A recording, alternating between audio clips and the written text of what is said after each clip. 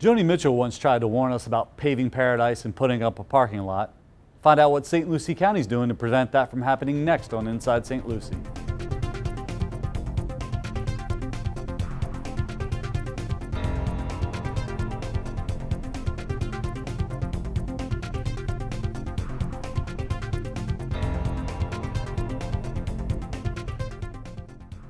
Hello, welcome to this edition of Inside St. Lucie, SLC TV's monthly government affairs show.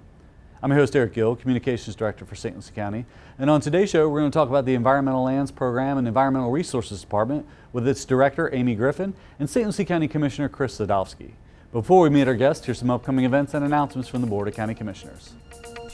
The Oxbow Eco Center has 6 different summer camps available from June 6th through July 29th, focusing on eco art, Lego robotics, archery, and outdoor nature explorations. Designed for ages 6 to 16, camps run Monday through Friday from 9 a.m. to 5 p.m. Registration is $200 per week per student. More information and registration is available under the Summer Camps tab at oxboweco.com or by calling 772-785-5833. The Oxbow Eco Center is a St. Lucie County Environmental Learning Center located at 5400 Northeast St. James Drive in Port St. Lucie.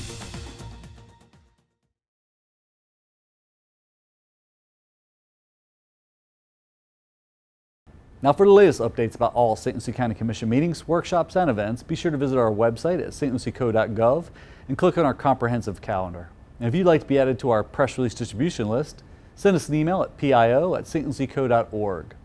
We're also on Facebook, Instagram, and Nextdoor. We hope you'll follow us at St. Lucie Gov. We're going to take a quick break, but before we do, we're going to check in with the latest economic development stats with another St. Lucie Works.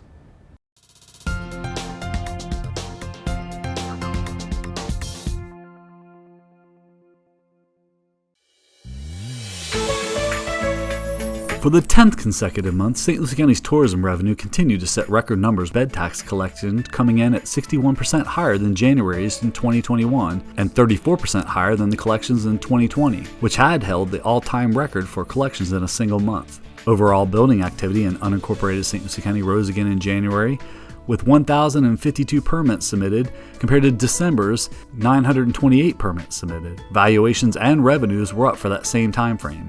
The housing market isn't slowing down.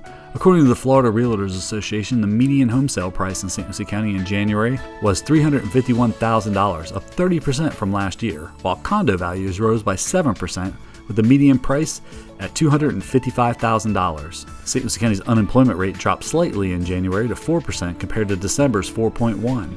Statewide, the unemployment rate dropped to 3.5%.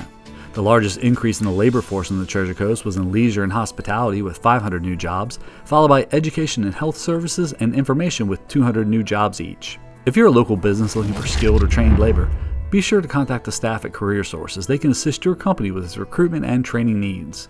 And if you're an individual looking for a job, they can help you as well. Visit the Career Source online at careersourcerc.com or call 1-866-4U-2-HIRE.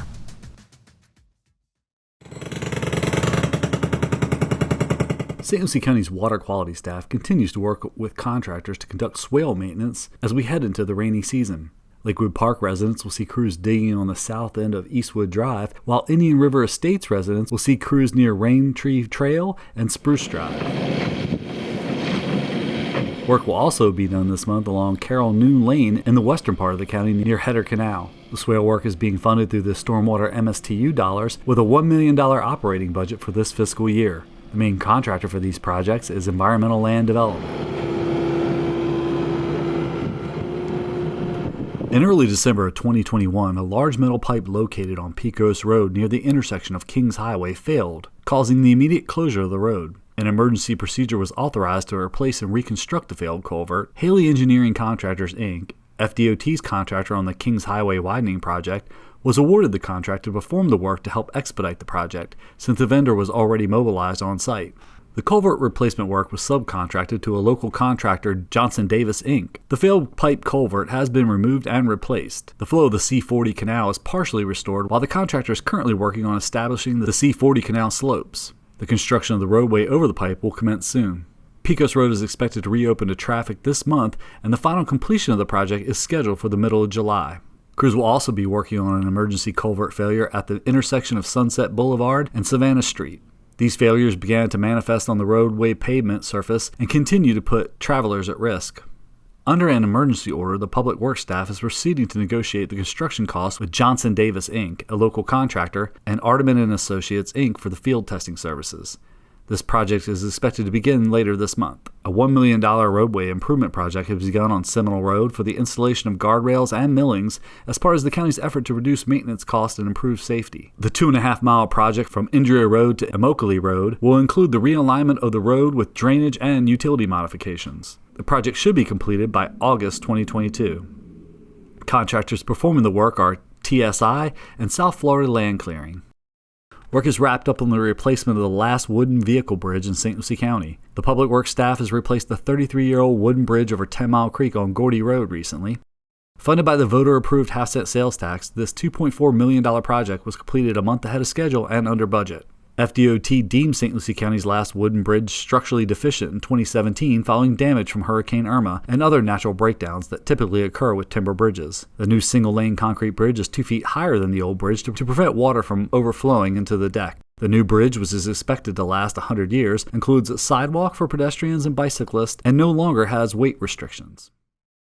Welcome back to Inside St. Lucie. I'm your host, Eric Gill, Communications Director for St. Lucie County, and I'm joined by St. Lucie County Commissioner Chris Sadowski and Amy, should we reach?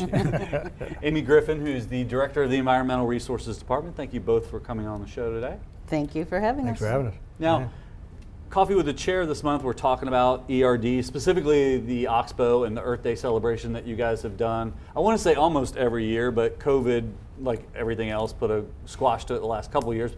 But Oxbow is back this year, right? Or the Earth Day celebration at the Oxbow is back at the end of this month? That's right, Eric. We did take 2 years off of having it in person, but we didn't forego the festivities altogether. We had what we called Earth Day Reimagined, and we had virtual opportunities, and we did these little TikTok type videos where people showed how they recycled at home and that kind of stuff. We had over 1,000 participants still, even in each of those off years. Because that's the overall, one of the overall missions of ERD is outreach and education, right? It's one of the 3 divisions. Right, exactly. ERD's mission is to preserve and protect the natural resources of St. Lucie County. And we do that through 3 or 4 different main functions. We have the Environmental Regulations Division that reviews all of the site plans and permits that go through St. Lucie County every year, and that's upwards of 250 to 350 site plans, over 1,000 permits every year. So they're very busy doing that, and of course they do that to make sure that all the plans are in compliance with the Land Development Code and the Comprehensive Plan, which you can find out more about on the website if you want. We have the Environmental Lands Division. There are 7 people in that division managing over 12,000 acres. We have 26 preserves that are currently open to the public, more coming down the pike in the future, hopefully. But that small team is responsible for managing the habitat and the passive recreation opportunities. We have the education arm that you just mentioned. That's our Environmental Education and Community Outreach Division, and they're housed out of the Oxbow Eco Center. And we see probably 40,000 people come through those doors every year. And they're there for visiting the nature trail, visiting the Oxbow Center, programs, volunteer work, all of that. New in the last couple years is our resiliency focus. St. Lucie County has been taking the lead in trying to develop a resiliency plan. And first to do that, we've had to identify what are our risks and where are our vulnerabilities. We've coordinated this multi-agency, multi-jurisdictional steering committee, and we've been meeting regularly over the past year to try to hone down and get a good vision and what are our objectives. St. Lucie County has taken the lead on writing a couple of grants. One of them is $600,000 from the Department of Environmental or Economic Opportunity, $75,000 one from the DEP, Department of Environmental Protection. And these are what we're helping to create these studies, fill in the gaps, and figure out what we need to do to get to those resiliency plans. And if I could jump in, resiliency. What is resiliency? Yeah. That's really a kind of a question. You put a lot out there, a lot to chew on, so to speak. But we're seeing different issues in our climate. whether it's flooding, whether it's fires, whether it's hurricanes, whether it's tornadoes, and it's coming to places that had never had before, or not at the extent in which they have. So, as part of that process, the economic development group that's provided the $600,000 sees it as an economic issue.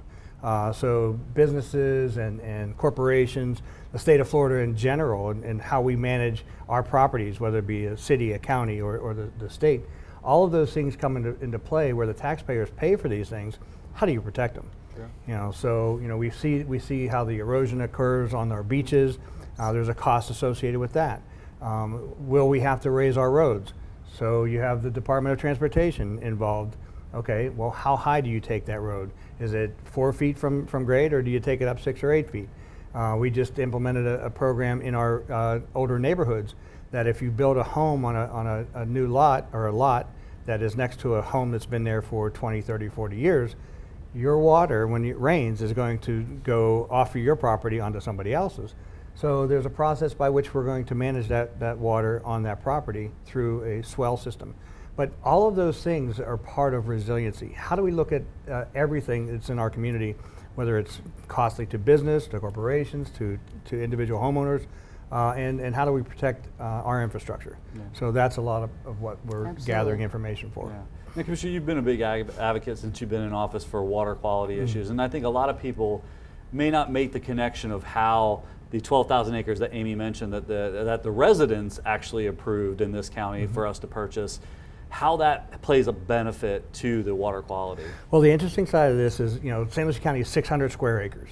Of 600 square acres, probably 600 square miles. Probably 400 square miles of it was agriculture. Port St. Lucie, 50 years ago was, a sleepy little town. Well, today it's 285,000 homes and folks and growing leaps and bounds. But in order to be able to do that, there was this process by which they cut canals to drain the properties. And so as you drain the properties, you take wetlands out of the equation. So you're not bringing your rainwater, your stormwater into a system that cleans it and holds it before it ever goes to tide. Now everything gets cut into the canals. It gets to a main canal, then it goes to the C23, C24, and ultimately the North Fork, and then the Indian River Lagoon. So all of those human impacts that we have, cars, trucks, grease, oil, sand, all of those things end up in the water that end up in the lagoon. So we have to take a step back as to what are the inputs upstream. And that's why some of these properties that have been purchased can be used for double duty, stormwater retention, those types of things. We have a program off of Jenkins Road we're looking at right now for a future roadway. But as part of that, we were able to purchase some really significant preserved property that will actually be a benefit to that road project. So we're double dipping with the Road and Bridge Department and engineering to actually work together. So a preserve will be set aside, the roadway will be built, access for the community, and it's again, we're getting double value for what we're Right, we're really focusing on what we're calling high performance public spaces. So rather than just preserves, work over here and manage our preserves, and stormwater, work over there and manage their stormwater, we're seeing how we can, and parks and connectivity, and it goes on and on. How can we work together to make these single spaces, best have a greater impact to the public? And the American Rescue Plan set us up to work on a couple of those projects. Right now we're working with Patrick and his group over in Stormwater. There's a big project planned at Indrio North Savannas where we're going to improve the flow, the water that comes from all around the communities and the area out there. It comes into the Indrio North Savannas wetlands and into that lake. Sometimes it flows on further. So what we want to do is take the opportunity to provide better stormwater collection and capture it, attenuate it, which means it gives it more time to slowly percolate back down into the aquifer. And then if it does leave the site, to make sure it leaves the site clean. From there, it's kind of a stepping stone to DJ Wilcox, where we did a recent, somewhat recent pond retrofit. The Savannah's system's pretty cool. It's like 14 feet above sea level. Around here that's high, but it holds all this perched water, and then that water naturally flows down the old Atlantic Ridge and pretty much down to Old Dixie Highway, and then spills out some way or another to the lagoon. So one of the main flow ways, it was just running straight off of Old Dixie into this DJ Wilcox Pond. So what we did is we worked with partners, Fish and Wildlife and the DEP, got a grant, got volunteers. We redesigned the shape of that pond. We created littoral shelves, which are planted areas with shallow, gradual slopes that are really good for wildlife and water quality. Created a couple islands for wildlife to be protected. And then a lot of this is like kind of boring engineering. You fill in a ditch, you put in a culvert, it's just like moving it around, and then you put in a water control structure. So there's all that goes into every one of these projects that we talk about, but it has to be engineered and designed so that we're not backing water upstream or preventing it from going down to somebody who was actually relying on it. So, but now we're able to take all that water, improve the wildlife habitat on site, and then it sheets flows over into the mangroves, and if it makes it to the lagoon, it's clean. Yeah. Well, an engineer will tell you that's really important, but Mother Nature, no Yeah, problem. exactly. We have to spend a lot of money and a lot of time and a lot of effort to recreate what nature already has done. That you said years ago we undid by developing, because the whole goal was to get the water off the land so we could build homes, canals straight shot to the lagoon, which great for building homes, but not so great for water quality. Well, the Becker Preserve is a good example. Yeah. Back in the 1900s, a lot of oxbows were filled in to make the water go faster down a straight line, as opposed to meandering through a certain area. 10 Mile Creek and then 5 Mile Creek all come together in that area. And we were able to secure the Becker property some years ago, and as part of that, the oxbow had been blocked up. Well, we saw flooding there, almost continuously, because that backup was going fast down one part of it where it was channelized, but it's the other side where it was blocked up, where the water just continued to rise, and now you have that backup and create a problem. So we were able to secure a grant through the environmental Resources Department, and we were able to actually open that up, and now it's a flowway, and it actually lets the water flow more naturally near a floodplain, so that it actually, if there is flooding, will naturally work through the floodplain. But that was, again, one of those processes by using grants to change what has been changed in a bad way. And there's about 23 more that have to happen along 10 Mile Creek in the North Fork. And we, again, with the American Rescue Plan, we're working with the stormwater people to do one over at the George Lestrange property, just up. But again, for people that don't know what an oxbow is, first we refer to our education center as an oxbow, and then we talk about it in the river. Well, the oxbow is that slow S kind of channel, exactly, almost like the bows they used to put around the ox's bull carts. Bingo, that's where it's got its name. So really what we're doing is a mini version of the Kissimmee River restoration that they've been doing at the state level for however many years, and just finished like last year. When I came down in '97, that was one of my first jobs, and they're just finishing it like last year.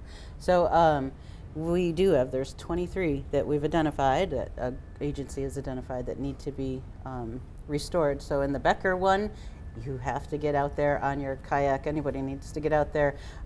So before it was this berm, and then behind it just kind of muddy mosquito pit type of water. And now you go back there and it's wide open, and you can travel back there, and it's like old Florida.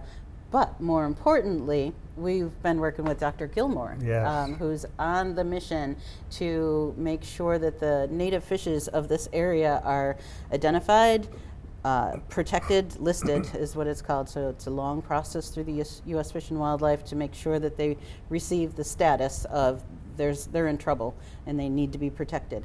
And so he's been doing studies that the native fishes don't live well in that main channel. That's where all the other predator fish are. They get them. They really need these back channels, these oxbows, where they can where they reproduce. They're called nursery areas. So and the numbers are beautiful. They've been doing some electroshocking to do the sampling. The numbers of the important endangered fish are showing up already in this oxbow that was just finished a couple months ago. And the interesting part about the 10 Mile is it's a tidal river. So when the ocean tides come in, it pushes up the river. So you'll have saltwater fish mixed with freshwater fish, and the snook come all the way up to that Becker property. I've seen them up there quite a bit. Oh, I better not say it. There goes the fishing. People fish right off of the spillway, which is the western Gordy end Road. of the tidal area. So yeah. But that the Becker property is just probably one of my favorites. Having kayaked from there all the way to Port St. Lucie. I was on there. In the Yes, rain. that was. You thought we could do it in half a day. I think it took us like the full day. I needed a pillow in the first 15 minutes. I think that's one of the biggest success stories over the years. Like in 19 years I've been here, we look back, the voter-approved bond referendum that said, the taxpayer said, yeah, we want to tax ourselves a small millage rate for 20 years to get this $20 million worth of bond. And then the staff took that $20 million, matched it with state, federal, and private grants, and bought roughly 76, 78. And I know the number. It's 82. It's 82. I okay. recently, got out the numbers and did the math, and $82 million worth of land that won't be developed on. It'll be preserved and has recreational benefits from horseback riding, hiking, disc golf, bird watching. That's a 4-to-1 return on investment. And it's interesting, I just had a meeting before I came to do the taping here, and a recording, sorry, taping is for old people. But and the folks are having some challenges with developers coming into the beaches areas, whether it be South Beach or North Beach.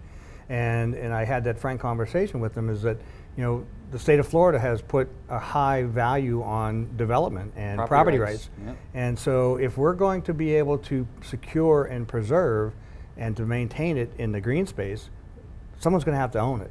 And so a bond referendum, if the citizens were to go forward, I suggested that the North and South Beach associations that already exist and have benefited from the program greatly, started an initiative. Get out there, and if you're watching at home and you want to be a part of that, you can call my office. I'll put everybody together, and you can all start the process by which to create that new initiative. And then we can actually put that out there. The voters can say yes or no. Do we want to look like South Florida and have everything concrete canyons and or just development after development, or do we want to have green space? I think we want green space. So if you're interested, you can call my office at 462-1410, and we'll put everybody together and start that initiative. The presidential elections in 2024, that's several years of opportunity to educate, and as part of that, maybe not only just purchasing the land, but having a maintenance provision with it, so that it doesn't fall on the taxpayers in the future to maintain the land, buy the land, maintain the land.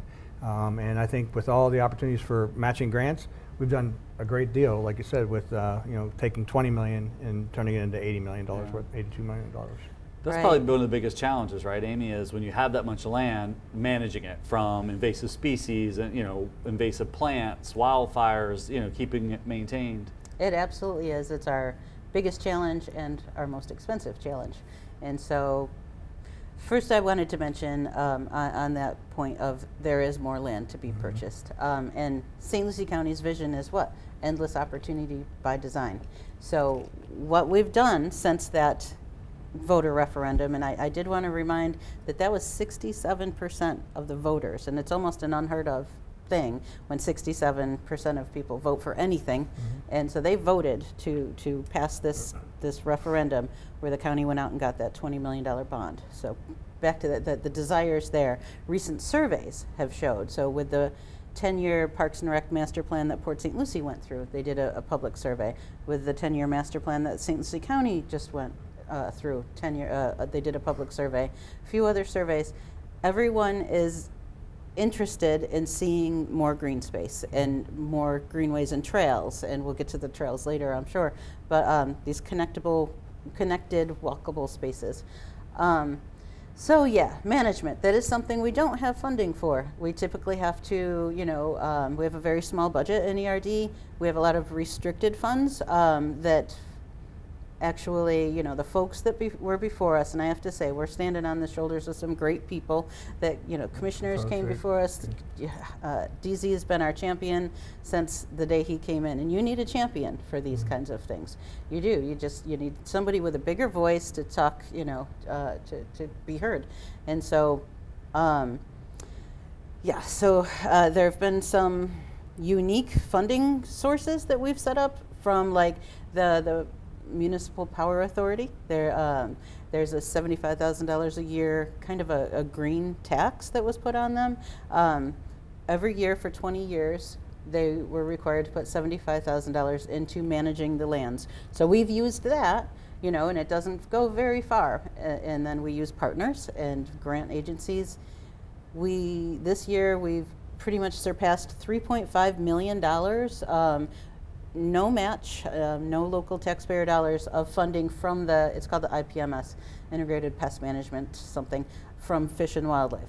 So that we've been able to rely almost 100% on that grant source to get our exotics.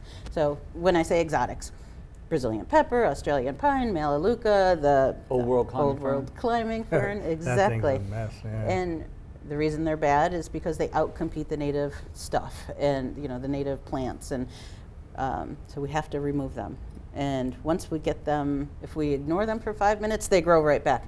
So we have to get them on like this maintenance schedule, and it's very expensive. Well, let's go back to the part about the wildland fires and so on and so forth. As part of that process, doing the fires and having active fires that are created by ERD and our partners of Florida Forestry, you know, that's a way to manage a lot of that acreage, and it also helps us to avoid wildland fires. Yeah, exactly. It's so one of the control cheapest burns, ways. Exactly. controlled burns actually are beneficial to the environment. So that's important to understand. And when I first, I come from, as a volunteer firefighter, I came in and I was on the fire district and so on and so forth. And I saw what Amy was doing. I came to a couple of live burns. And I said, are we, you know, working well with the fire district? And the two entities, while would work together, there wasn't an integration of process and who is going to be in control. Communication is number one issue when you're in any kind of a fire scenario. And a house fire and a wildland fire are very, very different sciences. And so to be able to understand the sciences of a wildfire to that of a building, very different. So I asked Amy to see if we could sit down with the chief, then Chief Spera, and how do we have an opportunity to train one another on your communication process? How do we get on the same frequency? How do we manage the actual process while you're in the fire? Who's saying what to where and who? Where are you bringing the tractor to cut a line, et cetera? Do you want to talk about the experience during COVID that you were able to train over 400 St. Lucie County firefighters in the process? Absolutely. First we set up an MOU, so everything's all legal and up and up. Memorandum of Understanding. Thank you. We use a lot of acronyms here. With the fire department in St. Lucie County. So it covered almost all of those. It took care of all those issues Commissioner Zadowski just brought up. We're on the same radio channels now. We understand how to communicate with each other. We know when to be called in and, you know, what to expect. And then while we had COVID, we never shut down. I mean, ERD did not shut down. It's almost like everybody, you know, discovered all the preserves during COVID anyway, so we were busy there, but we had this opportunity for all of the fire department, 420 existing employees for the fire department, to come over to our Platts Creek facility where our field crew, our fire crew is housed out of. And to get this wildland certification, wildland fire certification, you have to go through a number of training things that involve everything from how to drive a brush truck, how to deploy the hose, how to use the bulldozers, then understanding what habitat burns and what to expect from those burns, to, you know, just getting more familiar with these are the preserves and how do you get into those preserves. When you're called out in the middle of the night, you know, they didn't know how to get, where's the gate and who to contact, and all these things. We just overcame every challenge that was out there throughout COVID. And so now we do this regularly. That was the bulk. We got them all with the help of Chief Kemp, I have to say, Indian River State College Fire Chief Kemp. He's amazing.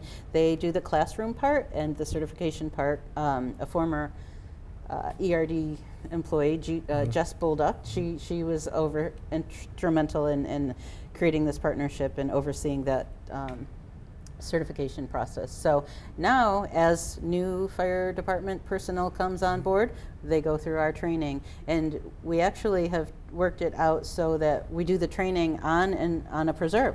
So we actually get acres burnt out of it. And like Commissioner Zadowski said, and it's really difficult for a lot of people to wrap their heads around, prescribed burns are good. So not all fire is bad. Sure. Smokey didn't do a great job for us through the years. He scared people that forest fires are bad, period.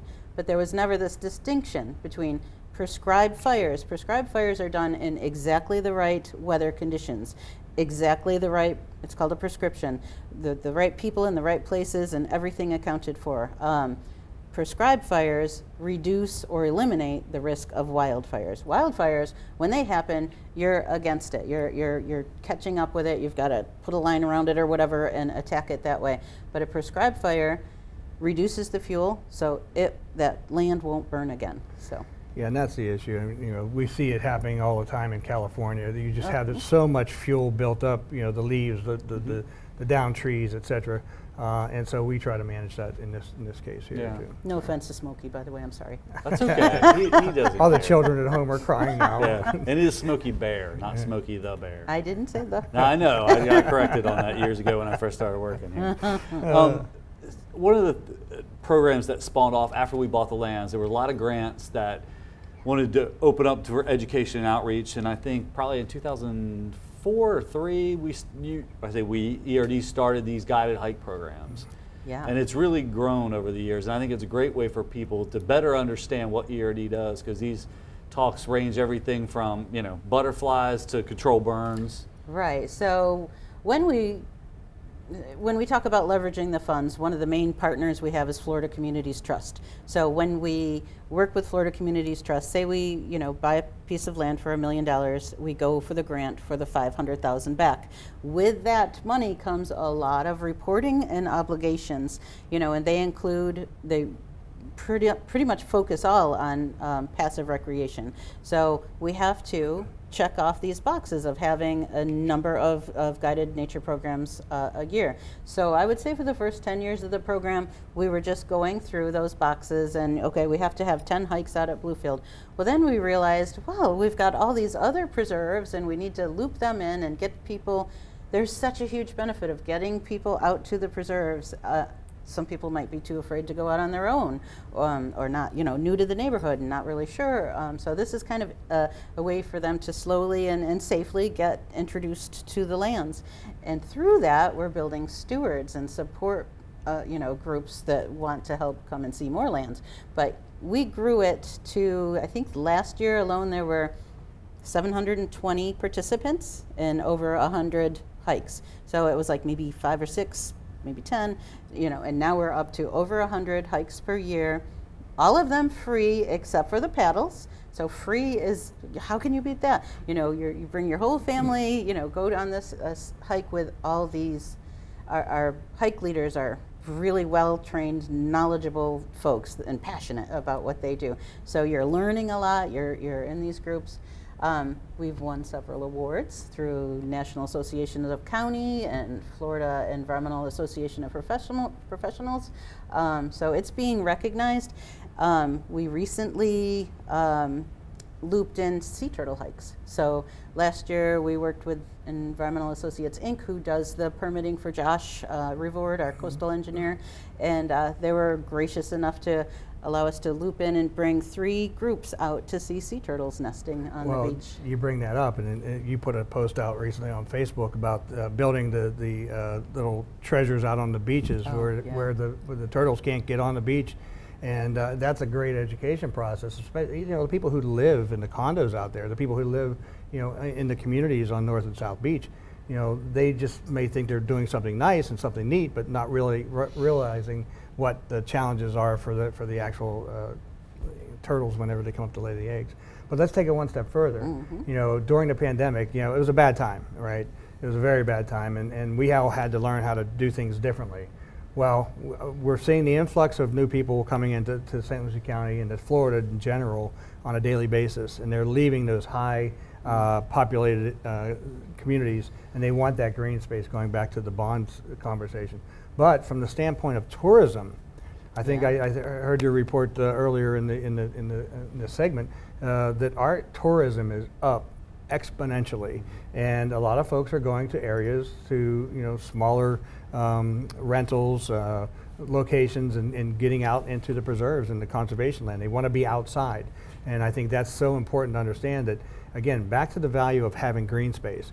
They're not rushing to Miami to be up against another 500 million people. They want to come to a community that's generally populated and have spaces in which to go be outside. And so, right. In fact, it's one of the top 4 reasons businesses and people move to a community. Education, crime, yada yada, but natural green spaces and connectivity. And there's this, and I'll make sure I can get this to you, Eric, but there's numbers that support that outdoor education or outdoor nature trails bring in, it's a $58.6 billion annual contribution to Florida. Like birding, people spend, when they come here, they eat at our restaurants and stay at the hotels or whatever, but there's an economic connection, which is I think what we were getting absolutely at. Jobs, direct jobs, 485,000 direct jobs annually in the state of Florida from outdoor recreation and trails. Absolutely.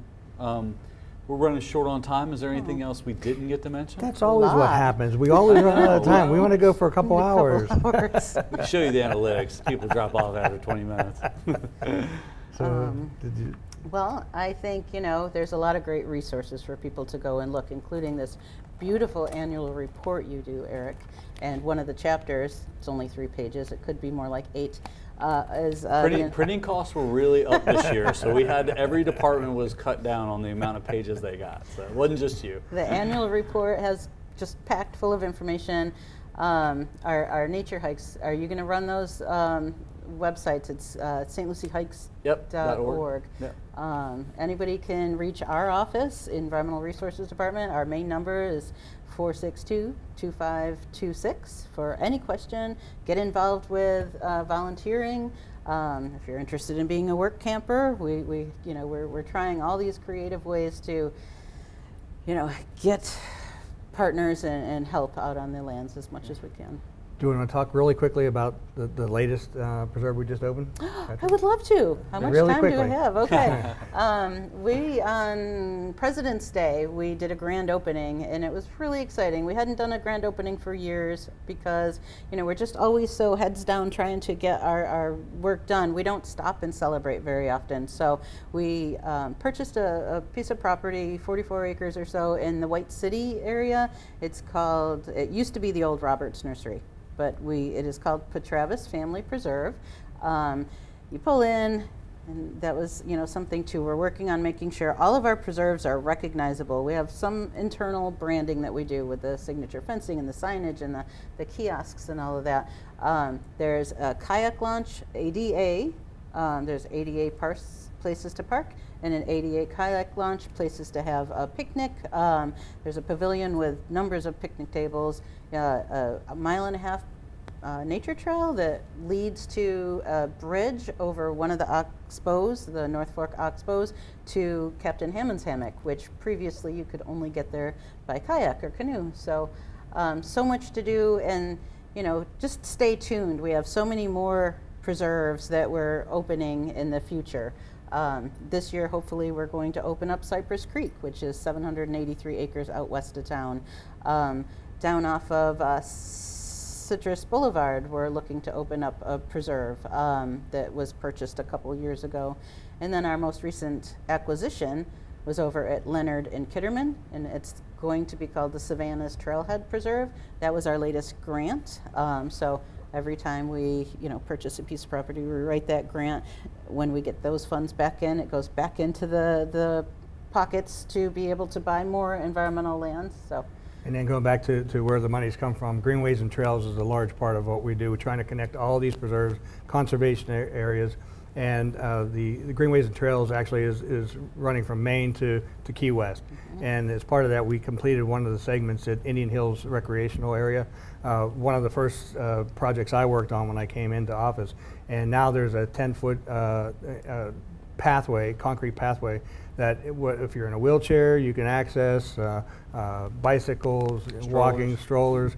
And there's also, I think there's a small little disc golf thing going. The baskets have been ordered. Yeah. The city of Fort Pierce is paying for that. So, yeah. See, again, bringing partnerships together, bringing Greenways and Trails to the preserves and conservation area, and it's a water quality mechanism for the Virginia corridor. You know, we're taking hundreds of thousands of pounds of nitrogen, phosphorus, contaminants, and different types of sediments out of the system.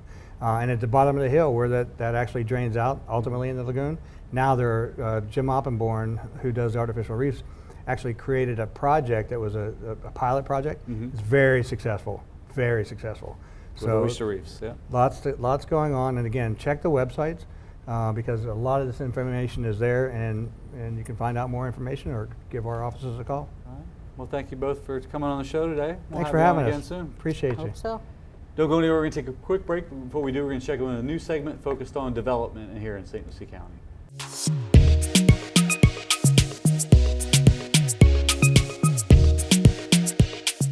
St. Lucie County Commissioners recently approved a major adjustment to the approved and active Coconut Cove Planned Unit Development Final Site Plan to reduce the number of residential dwelling units from 950 units to 655 units, which include 309 single-family units and 306 townhouse units. This revised plan modifies the architectural plans and building types, adjusts the internal street circulation, adds internal community activities, and eliminates a boat RV storage area. Located on the east and west sides of Old Dixie Highway at the Indian River County line, this project is being developed by Lennar Homes LLC and is being renamed to Seagrove Plan Unit Development. A major site plan was approved by the County Commissioners for the Florida Power and Light Bluefield Preserve Solar Energy Center. This targeted industry project provides for the construction and operation of a 74.5 megawatt photovoltaic solar center on roughly 451 acres of agricultural land, roughly 3.5 miles south of State Road 70 and 1 mile east of Southeast 128th Avenue in the unincorporated area of the county. Commissioners also approved a major site plan for the FPL Pink Trails Solar Energy Center. This 489-acre site will house a 74.5 megawatt photovoltaic solar center on agricultural land located at 8755 Carlton Road, approximately 2.5 miles south of State Road 70 and the Carlton Road intersection in western St. Lucie County. With the completion of this project, St. Lucie County will become home to 6 solar energy sites, more than any other county in the Sunshine State. A commercial foundation permit for Pursuit Boats Phase 2 was recently issued to allow the boat manufacturer to build a nearly 116,000 square foot of additional manufacturing space across from the Treasure Coast International Airport and Business Park on St. Lucie Boulevard. A targeted industry, Pursuit Boats currently employs between 500 and 1,000 workers. We hope you've enjoyed this edition of Inside St. Lucie. We hope you'll tune in again next month. If you have topics or subjects you'd like to see covered here on the program related to St. Lucie County government, send us an email at pio@stlucieco.org or give us a call at 772-462-1791. And if you'd like to see previously aired episodes of this or other SLC TV programs, check out our YouTube channel at youtube.com/stluciegov. For myself and the staff, I'm Eric Gill. Thanks for watching.